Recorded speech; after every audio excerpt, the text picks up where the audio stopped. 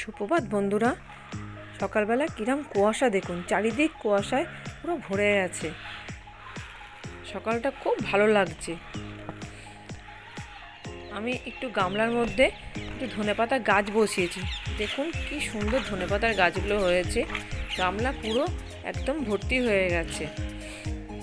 আর জবা গাছের গোড়াতেও আমি একটুখানি ধনেপাতার গাছও বসিয়েছি। দেখুন কি সুন্দর লাগছে ধনেপাতার গাছগুলো। এবার মাছ রান্নাটা করে নেব।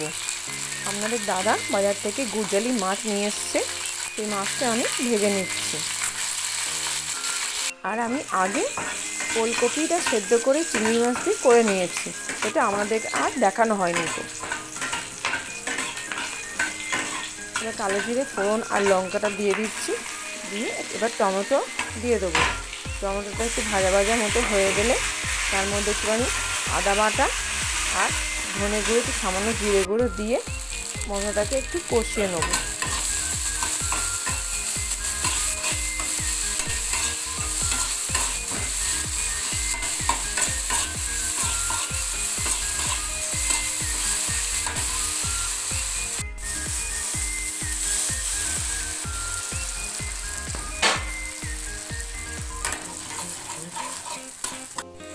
মশলাটা কষানো হয়ে গেছে, দেখুন মশলা থেকে তেল ছেড়ে দিয়েছে।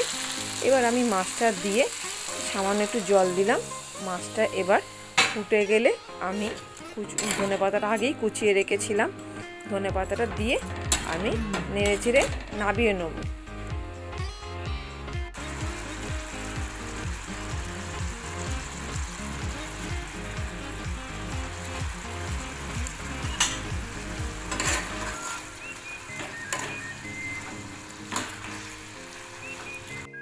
আজকে সন্ধেবেলা আমি একটু মালপোয়া বানাবো, সেই জন্য বিকেলে আমি মালপোয়া ব্যাটারটা তৈরি করে রেখেছি।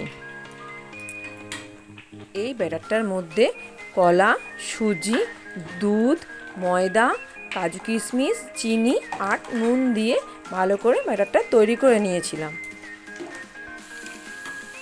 এবার মালপোয়াটা আমি ভেজে নিচ্ছি। দেখুন মালপোয়াটা তেলের মধ্যে দিয়ে দিতে কিরম সুন্দর ফুলে উঠেছে, একদম ফুলকো লুচির মতো, খুব সুন্দর দেখতে লাগছে। এবার আমি এটাকে লাল লাল করে সুন্দর করে ভেজে নেব। আমি একটু মালপোয়ার মধ্যে কলা দিই, কলাটা দিলে কি হয়, খুব নরম হয়, খেতেও খুব ভালো লাগে। দেখুন কি সুন্দর লাল লাল হয়েছে, দেখুন। আর কিরম তেলের মধ্যে দেখছেন ঘুরছে, দেখতে কত সুন্দর লাগছে। এইভাবে সব মালপোয়াগুলো ভেজে তুলে নেব।